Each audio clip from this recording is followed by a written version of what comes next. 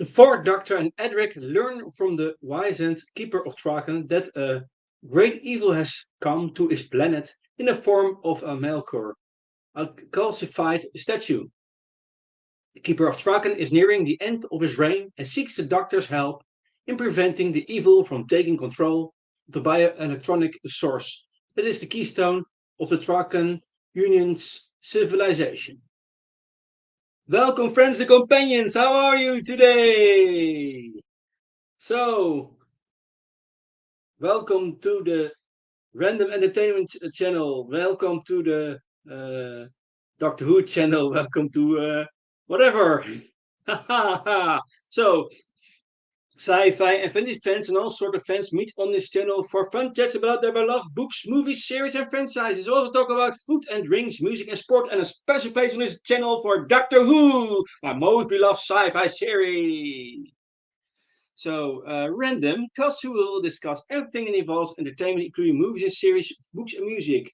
So, it is all about laughter, fun, jokes, humor, and yes, in that context, we want to make friends and want to network. So, random cause we will broadcast on non-fixed times, actually many different kinds. And the reason behind this is that because I want to meet as much people as possible because of the different time zones. Yes, of course, of course, of course.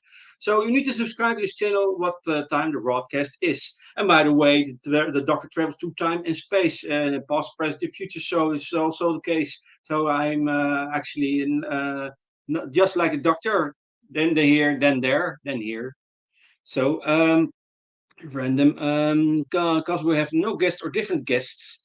It depends on what you show me in live stream or panel. If you want to show me in live stream, feel free to contact me via the YouTube. You can put a comment on one of the YouTube videos, or you sure can visit me on the Discord server, and we will look what is possible. And also, it's possible to invite me for your channel. Feel free to invite me for a live stream or panel to talk about the things you're interested in. So yes, Discord server is called Random Entertainment Channel Tech Doctor Who. On Discord, invite me very quick because I bump the server regularly. So cheers, mate. Have lots of fun. This is your host, Enigmatic Joker. And today we have a fourth Doctor story. Tom Baker. Yes, yes, yes. Haha. The Keeper of Traken. This time. So, first things first. Some general info about this story. This four-parter, 25 minutes each. Broadcast was in 1981, in the beginning of the 80s. The Keeper of Traken was the sixth and penultimate serial of season 18 of Doctor Who. It featured the return of the Master after a long absence, here played by Geoffrey Beavers, and briefly Anthony Ainley. It is also the first story in what is sometimes referred to as the Master Trilogy. It was the first appearance of Nissa, although she doesn't officially become a companion until the next story, actually. So this was also the first of the Master's annual appearance on the show that would continue until 1986. The Ultimate Foe with the sixth Doctor, Colin Baker, and the final two episodes of the Trial of a Time Lord. In this story, the Master assimilated a new body to replace the one that was withering and thus changed physical appearance without the aid of regeneration. Anthony Ainley would now portray the Master until the end of the classic series with his substitute body.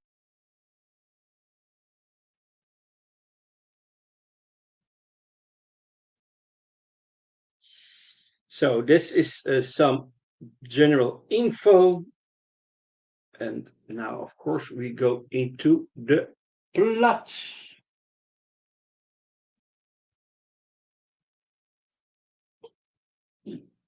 So if you haven't watched this story yet, I highly recommend you do that. Otherwise, you can listen further. So part one is in the TARDIS. The fourth Doctor and Edric have arrived back in N-space near the star Metula Orionsis, home to the Traken Union, famous for its universal harmony and where evil is non-existent. Suddenly, they find themselves in orbit of Traken, and the figure of an elderly man on a throne appears within the console room. The doctor identifies him as the keeper of Traken. The keeper reveals that he will soon die and have to pass on his powers to a successor. He asks the doctor to come to Traken, but warns him of great danger. On the scanner, the keeper reveals images of Traken and of the arrival of an evil creature known as Melkur years ago. The creature's baleful influence cannot go beyond the groves, and it becomes calcified. A young Traken woman called Cassia is seen pitying the Melkor, leaving a bunch of flowers at its feet and saying she will come and visit it again soon.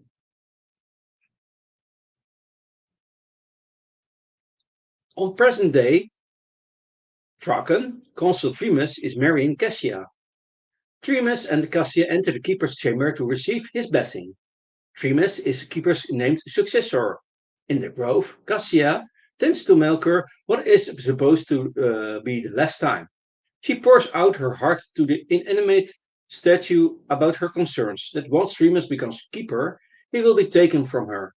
A voice is heard emanating from Melkor, echoing her word, soon. A short time later, Fosters find the body of one of their colleagues outside the grove, and the consuls are summoned to a meeting by Cassia. Remus scans the area, but the readings are of the scale of his instrument. He says it means some force is taking control of Traken. Believing the men to have been murdered, Cassia says that the great danger necessitates that the Fosters be armed, but the consuls cannot agree among themselves and summon Proctor Neiman. The TARDIS emerges in the grove, opposite to the Melkur statue. As the Doctor and Edric exit the grove, they are surrounded by armed Fosters. The councils vote to summon the Keeper, just as the Doctor and Edric are brought before them. Neiman and the other Fosters are sent to check the presence of the Doctor's craft in the grove. But before they arrive, red light is seen shooting from the Melkur's eyes towards the TARDIS, causing it to disappear. Melkur is later seen striding from the grove towards the courtroom. The consuls ask about the identity of the Doctor and Edric, and Melkur stands at the doors of the room, seen only by the keeper, its eyes glowing red. The Doctor asks the keeper to identify them, but he cries out, Evil! The sanctum is invaded! Evil! Infinite evil! The keeper then vanishes, and Melkur moves out of sight. The consuls and the Fosters then point their weapons at the Doctor and Edric and close in on them. End of part 1.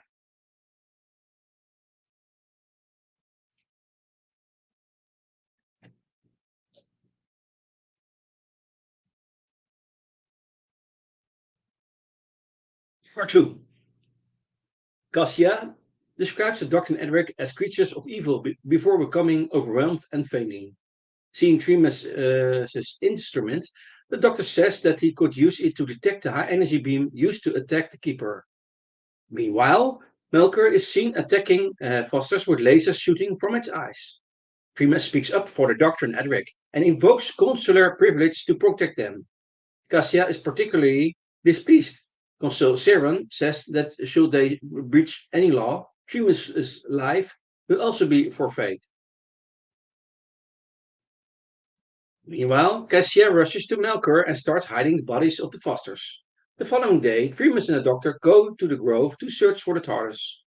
Meanwhile, Edric and Trimus' daughter Nissa are conducting a Fourier analysis of the energy readings. In the grove, Cassia is seen again conversing with Melkur. A band appears at Melkur's feet, and he says Cassia to wear it as token of her allegiance, and she places it around her neck. When the band looks around Cassia's neck and glows red, Melkur commands her to go forth and be its eyes and ears.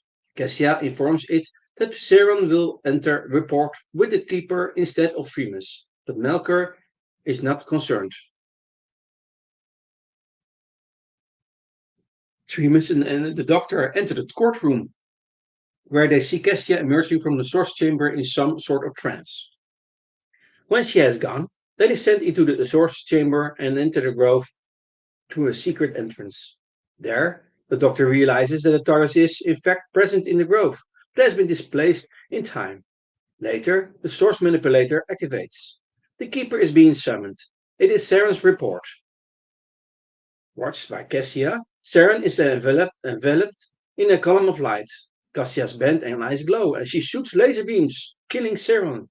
At that moment, Primus arrives, but as the other consuls arrive, Cassia declares that Saren was dead because he was rejected by the keeper. She orders the Fosters to seize Primus, the doctor, and Edric, but they flee to the grove, where they are found by Cassia and the Fosters, who catch them in a net. Cassia returns to the Melkor and tells him that the deed is done. However, he answers back, "Oh no, Cassia, it is only beginning." End of part 2.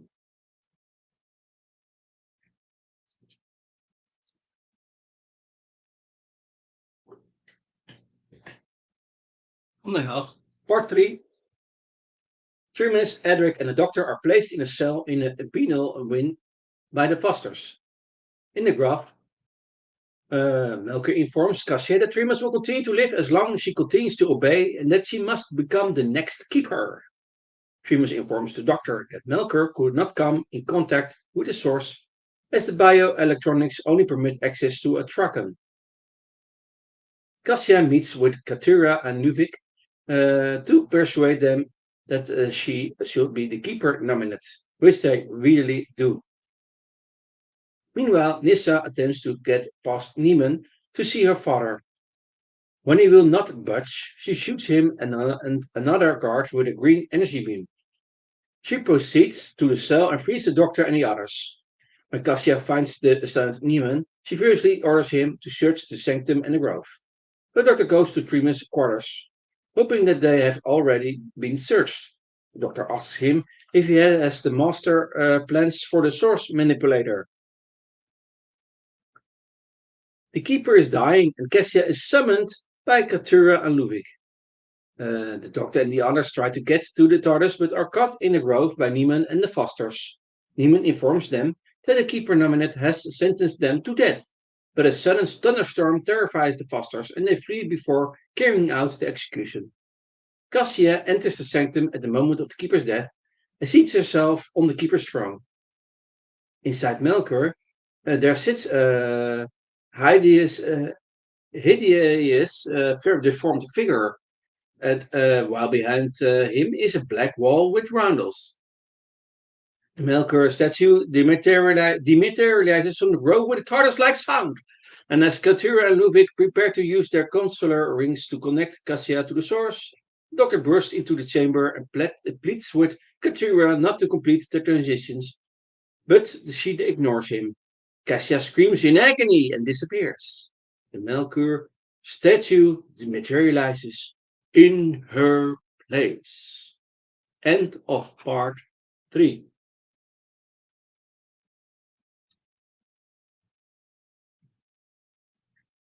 Part 4. Last part.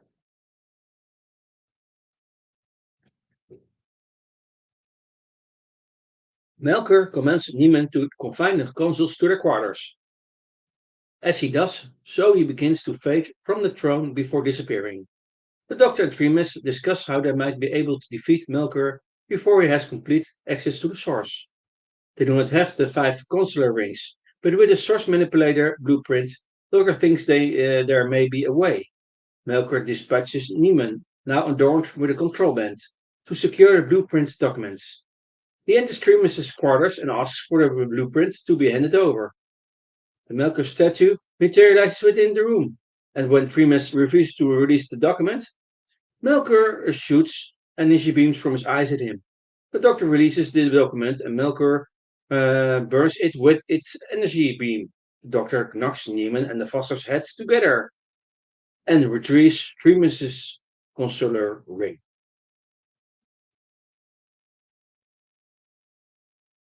Nissa and Edric complete construction of a servo shutdown with which they can sabotage the source manipulator. The doctor goes to the sanctum and prays to try to break the encryption of the source security system. Nissa and Edric enter the source manipulator chamber and prepare to attach the device. So Trimus tries to make a defiant stand against Melkor, but Melkor mentally controls him. Niemann is brought forth and hands his weapons to Trimus. Under Melkor's willpower, Trimus shoots down Niemann. Uh, Melkor outlines its plan of conquest. The Doctor is drawn within the Keeper's inner sanctum before both he and the Melkor disappear.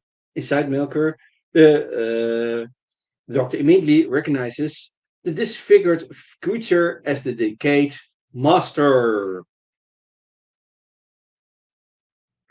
The Doctor is paralyzed when the Master keys his starter systems to his biorhythms. The Master explains that he is nearing the end of his 12th regeneration, that with the powers of the Keeper of Traken he can extend his life beyond this final limitation of a Time Lord. Just as he is about to attack the Doctor to take his body, the servo shutdown begins to destabilize the source, and the Doctor, able to move once again, smashes through a glass panel to escape the exploding control room, while the Master struggles through the flames to reach the far side of the room where a grandfather clock stands. With the encryption broken, Edric's sabotage of the source is reversed. Ludwig runs to the throne to become the new keeper before the source dies. Edric and the Doctor return to the TARDIS, which the Doctor feels is in need of a complete overhaul. As things settle down on Traken, Katura tells Trimus the new keeper has been inaugurated, and Trimus says perhaps they will have peace again. Katura leaves the sanctum, and Nissa tells her father that his help will be needed in putting things to rights. Trimus decides to start with his quarters and sends Nissa on ahead, saying he will join her in a minute, as there's something he wants to look into. However, Trimus is distracted from his planned task by a mysterious long case clock standing in an alcove. He goes to investigate, but when he touches the clock face, he is suddenly transfixed and calls out desperately for Nissa. The clock's door opens. The Master emerges and his body merges with that of Trimus. A new body at last. The newly rejuvenated Master enters the clock, which is in fact another TARDIS. Seconds after the Master's second TARDIS has dematerialized, Nissa comes looking for her father. She calls out to him, but there is no answer. End of the story, The Keeper of Traken. Some cast members.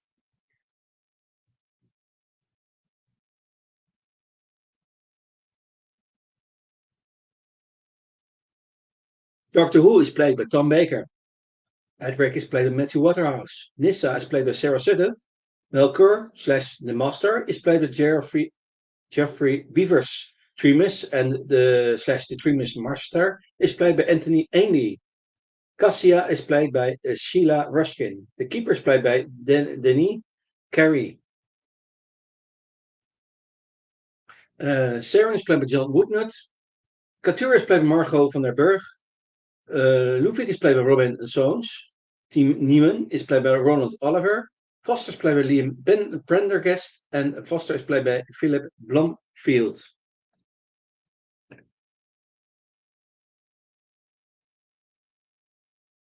Some world building. With the Doctor, two things. The Doctor consults his time logs. Edric is able to read them. Second thing is Doctor is able to tell the energy readings of a TARDIS, and he can't tell there is more advanced TARDIS than his own on Traken. Some things in food and beverages. Wine is consumed during the wedding of Freeman and Cassia. Then the Master, four things. The Master appears to have two TARDISes, the Melkor and his grandfather clock, which is inside the Melkor TARDIS.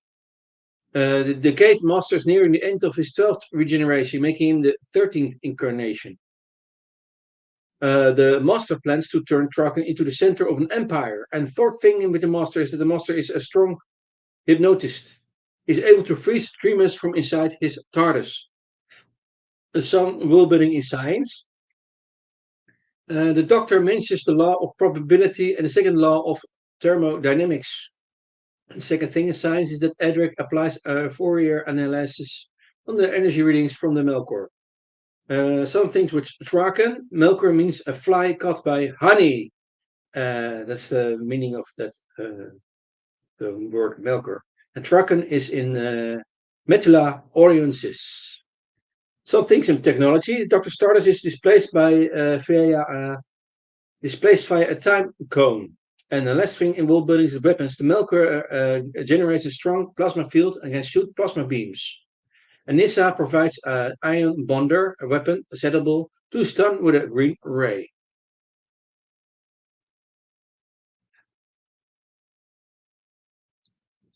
Some story notes.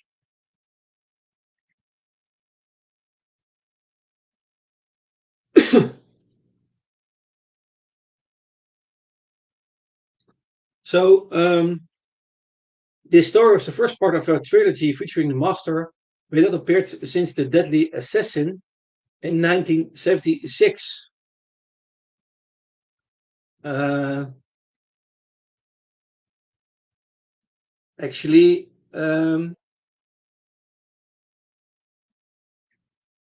I did a live stream about Deadly Assassin. I've done a the live stream about Deadly Assassin, the Fourth Doctor, Tom Baker. I already discussed some things about the finite limit of 12 regenerations in the case of the master with Time Lords, and also in the case with the Master. So if you want to listen to that live stream, I refer to the Tom Baker era, season 14 playlist. And there you find the live stream about the Deadly Assassin, and also other playlists, other doctors, actually. So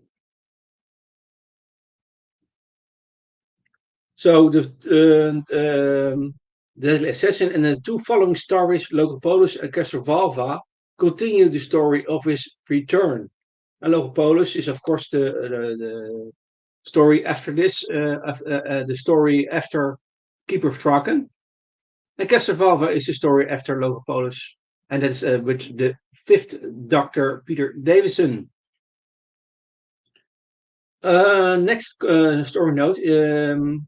Continuing the tradition of the Master having aliases of Master, Tremas is an anagram. Geoffrey Beavers is credited as the Melker to conceal the plot twist of the Master's return.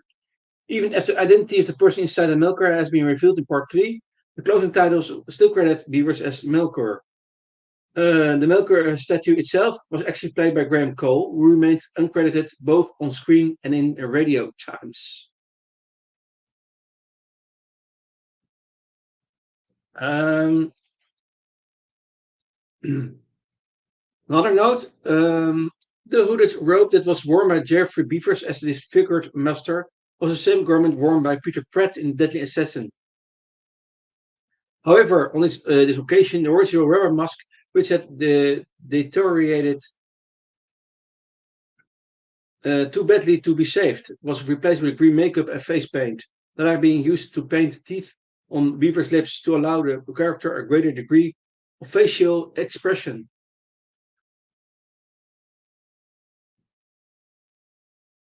If Nissa's pre-campaign appearance is discounted, this is the first TV story since the massacre in which the Doctor travels with only a male companion throughout and would not happen again until 36 years later in TV story The Return of Dr. Mysterio. The massacre, that is first Doctor story, William Martineau and the companion Stephen.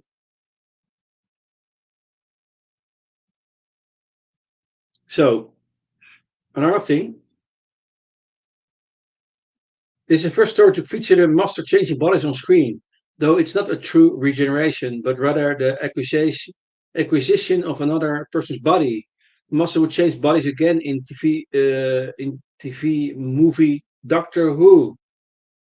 And he will not regenerate on screen until TV story Utopia. So did live stream about the TV story of TV movie Doctor Who. So you can watch that in the Magan era playlist. And Utopia is a story with 10th Doctor, Martha Jones, and Jack Harkness. Another thing, the monster's TARDIS is shown to have offensive weaponry, which is uses in its Melkor form and will again in Castrovalva.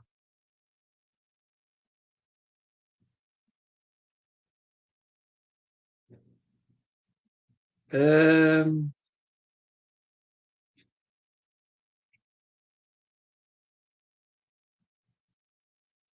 Another thing is that it was also the final televised story of the classic era not to have at least one companion from contemporary Earth, not counting in the early stage of Planet of Fire, where the Doctor technically only has Whistler Turlough as his companion before Perry Brown joining. Next story not to have such a companion will be Voyage of the Damned in 2007. That is what the 10th Doctor and Astrid. It's actually Christmas special 2007.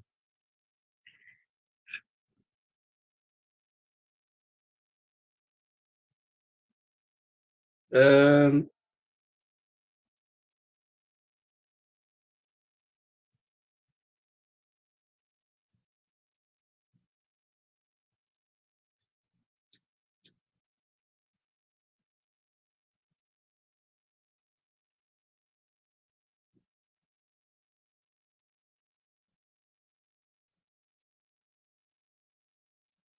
the Melkor statue's design was based on a 1913 statue by Umberto Boccioni. And a lot of things that truck and blaster rifles are the same props used for the Skonos blaster seen in the horns of Nyman.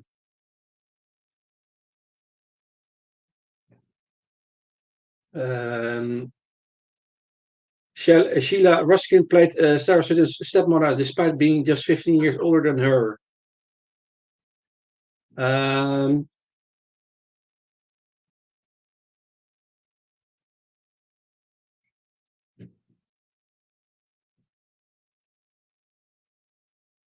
okay.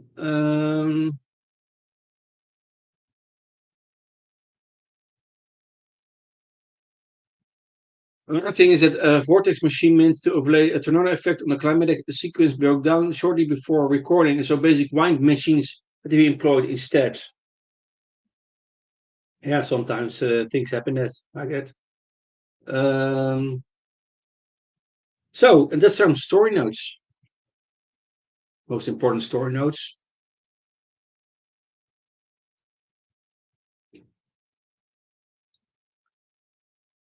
Some things in continuity, because I repeat myself again and again in every live stream.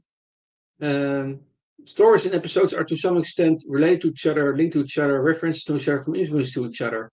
And every time I rewatch a story episode, I discover new things and I see new links. There's always an interpretation, of course. So, but I have 7 things in continuity. That is, the Decayed Master is still in his emaciated form as when the Doctor encountered him on Gallifrey in TV story The Deadly Assassin, even though he used the Eye of Harmony to partially heal himself. You see that in the audio story Trail of the White Worm. And I'll repeat it again. I have on my YouTube channel Magan era playlist with the info about the the movie of 1996, about information about the Eye of Harmony, about the personality of the Eighth Doctor, and about the companions of the Eighth Doctor. So you can find that much information about that. Second thing is that the newly revived Master will encounter the Doctor again very soon, and that is in the next story, Lotus Polis. And then the story after that, the Castrovalva, across the local policies with the fourth Doctor, regenerating the fifth Doctor in Castrovalva. So the third thing is that Nissa meets the Doctor and Edric, although she does not leave and begin traveling with them. She is soon thereafter taken to them by the Watcher. TV story Logopolis. Fourth thing, Audio Primeville also takes place on Traken and is more or less a prequel to this story. So, recommendable. Fifth thing is that a fourth Doctor has already met Nissa in Prose Asylum. However, this took place significantly after her departure from TARDIS in TV story Terminus in her personal timeline.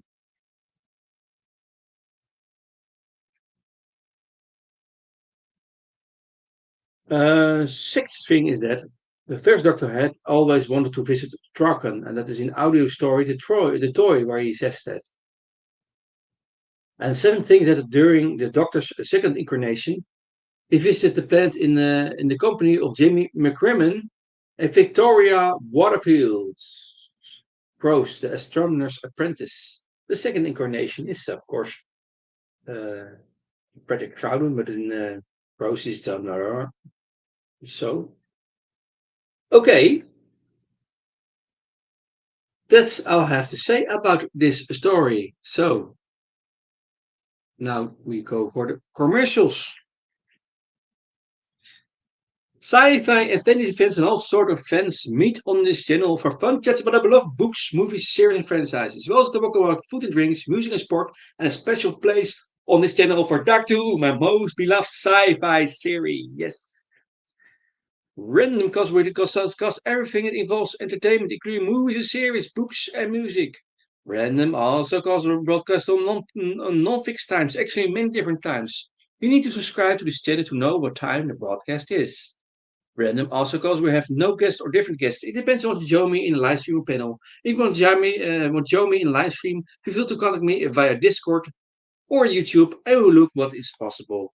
And the Discord server is called Random Entertainment Channel Tech Talk 2. On Discord, if I'm very kick because I bump the server regularly. So cheers, mate. Have lots of fun. Your host, Enigmatic Joker. That's me. That's me. That's me. That's me. That's me.